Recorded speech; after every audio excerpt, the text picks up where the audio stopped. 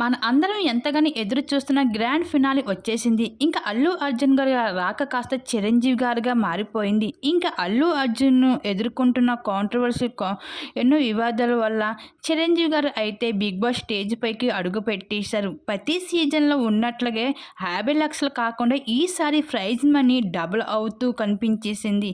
అయితే ఈ భాగంగానే సగం ప్రైజ్ మనీని ఒక కంటెస్టెంట్స్కి ఇంకా విన్నర్ ప్రైజ్ మనీకి మరొకరికి ఇచ్చేందుకు బిగ్ బాస్ అయితే ప్లాన్ చేశారు.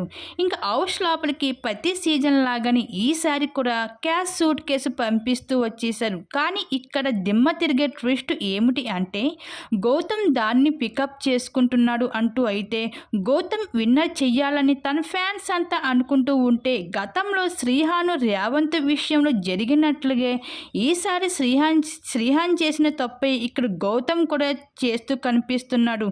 అయితే తను క్యాష్ సూట్ కేసుని అందుకుని స్టేజ్ పైకి అడుగు పెట్టడం అన్నది చాలా సాడ్ న్యూస్ అని చెప్పుకోవచ్చు. అలానే జరిగితే మాత్రం తెలుగు ఆడియన్స్ ఎంతగానో డిసప్పాయింట్ అవుతారని చెప్పుకోవచ్చు. మొత్తానికి ఈసారి బిగ్ బాస్ సీజన్ 8లో ప్రైజ్ మనీ కూడా చాలా డిఫరెంట్గా పెట్టడం అయితే జరుగుతుంది. మరి గౌతమ్ ఆ క్యాష్ సూట్ కేసు పికప్ చేసుకుంటారా లేదో మరి చూడాల్సిందే. మరి దీని మీద మీరేమనుకుంటున్నారు? మీ అభిప్రాయం తప్పకుండా కామెంట్ సెక్షన్ షేర్ చేసుకోండి.